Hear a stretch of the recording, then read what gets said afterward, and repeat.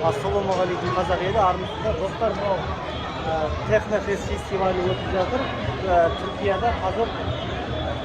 Бұл 2026 жыл ғой, 2026-да шығады.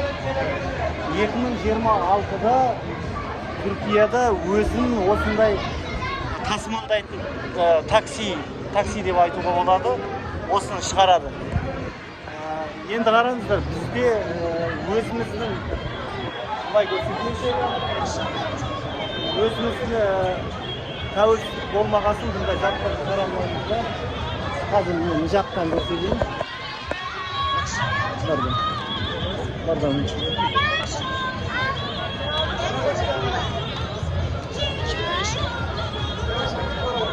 Hadi bu tarafa gel oğlum, gel hadi.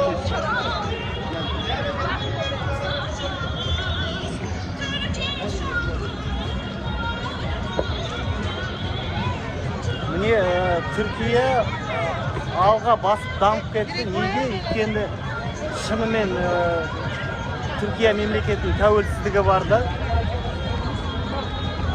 Осындай такси ойлап шығарды. Енді кәдімгі көп қылып машина секілді шығару үшін 2 жылдан кейін шығара бастайды.